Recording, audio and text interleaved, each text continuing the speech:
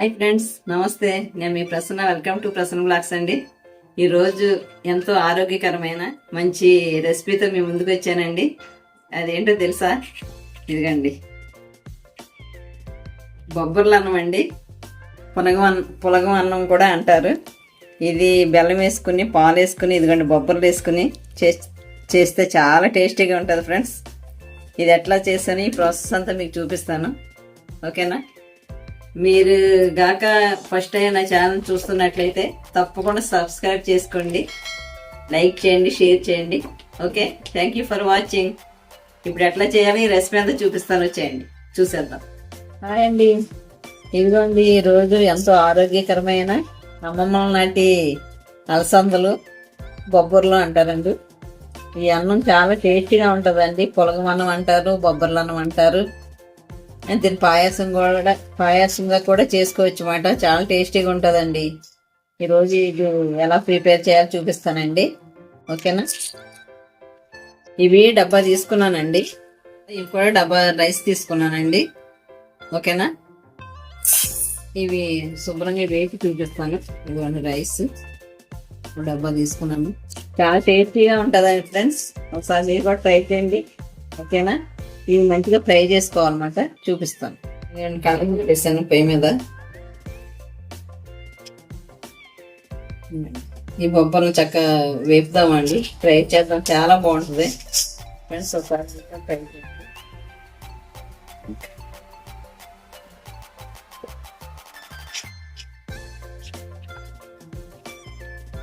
Medium flame పెట్టుకొని చక్కగా fry చేద్దామండి. ఇవి కూడా చక్కగా వేసుకొని ఇట్లా వేగితే చాలన్నమాట. ఇంకా స్టవ్ ఆపేద్దాం. ఇదిగోండి శుభ్రంగా వేగిపోయింది కదా, బౌల్లో తిరిగేద్దామండి.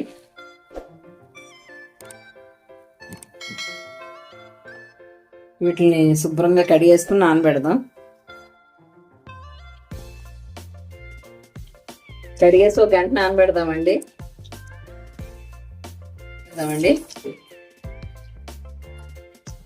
శుభ్రం 2-3 సార్లు కడుక్కొని నానబెడదాం. ఓకే, ఈ బొబ్బర్లు అలసందలు రైస్ అండి, బియ్యం ఒక గంట నానబెడదామండి. కడిగి పెట్టుకున్నా శుభ్రంగా. ఓకే, ఇదిగోండి మార్నింగ్ నానబెట్టుకున్నాగా బొబ్బర్లు. ఇవి దీంట్లో తీసేద్దామండి. రైస్ చేసేద్దాం బొబ్బర్లు అన్నం.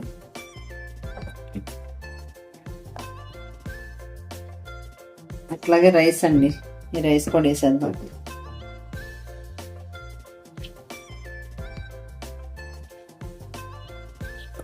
రైస్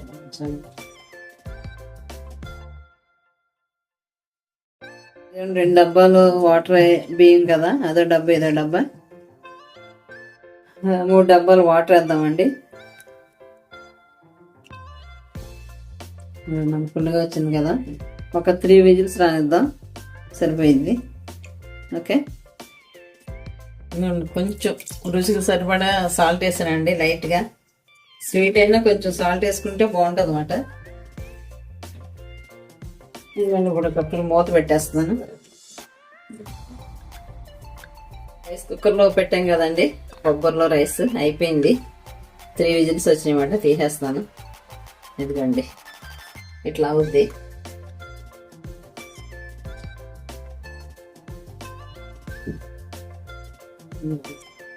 రైస్ అంతా పర్ఫెక్ట్ ఉడిపోయిందండి. ఇదండి ఈ విధంగా ఉంటుంది. దీంట్లో కాస్త బెల్లం ఇంకా పాలు వేస్తే చాలా బాగుంటుంది అన్నమాట. వేసి తిప్పేయడమేనండి. నచ్చిన ఇట్లా అయిపోయింది చక్కగా ఉడికి బొబ్బర్లు రైస్ చక్కగా పర్ఫెక్ట్గా అయిపోయింది. దీంట్లో బెల్లం వేసేద్దామండి. మెత్తగా కొట్టుకున్నాము. మనం తీపి సరిపడా వేద్దామండి. అంటే కొంతమంది ఎక్కువ తీపి అయితే కొంచెం ఎక్కువ వేసుకోవచ్చు, లేదంటే తక్కువ తినేవాళ్ళు అయితే యావరేజ్ వేసుకోవచ్చు అన్నమాట. నేను ఒక 3 కప్స్ వరకు వేసాను. 2 కప్స్ 3 కప్స్ అండి. ఇప్పుడు ఒకసారి తిప్పేద్దాం. దాన్ని కొంచెం మంట ఫ్లేమ్ సిమ్లో పెట్టుకునండి. ఇది తిప్పుతూ కాస్త బెల్లం కరిగే వరకు తిప్పుదాము.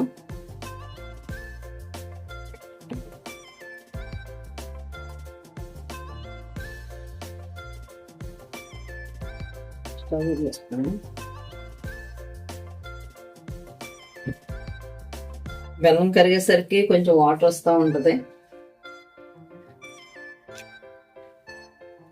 కుక్కర్లో అయితే మనకి బాగా బొబ్బర్లు పర్ఫెక్ట్ ఉడుతాయి అన్నమాట. విడిగా ఉడకబెట్టుకు అవసరం లేదండి. రైస్లో ఉడకబెడితేనే ఆ టేస్ట్ వేరు, టేస్టీగా ఉంటాయి అన్నమాట. ఈ బొబ్బర్లు ఇట్లాగా తొక్కుతో అండి, ఈ తొక్కులో మంచి ఫైబర్ ఉంటుందండి. బొబ్బర్లు తొక్కుతో ఇట్లా తింటే ఆ టేస్ట్ వేరుగా ఉంటుంది, మంచి ఫైబర్ కూడా ఉంటుంది. చాలా ఆరోగ్యకరమైన రెసిపీ అండి ఇది. పిల్లల దగ్గర నుండి ముసలాళ్ళ వరకు తినొచ్చు అన్నమాట. చాలా బాగుంటుంది ఫ్రెండ్స్, మీరు తప్పకుండా ట్రై చేయండి. ఓకేనా?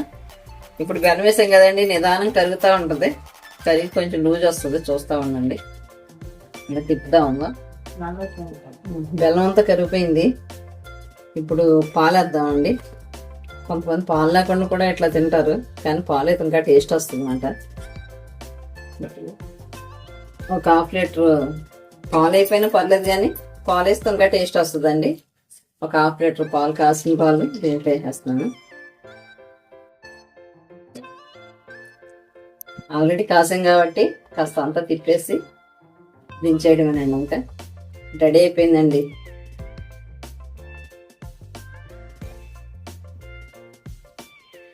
సరే అంతా తిప్పేద్దాం.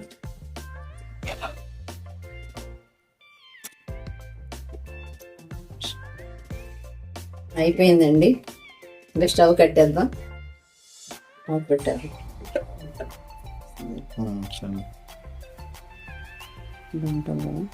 ఇప్పుడు కనిపించాలి.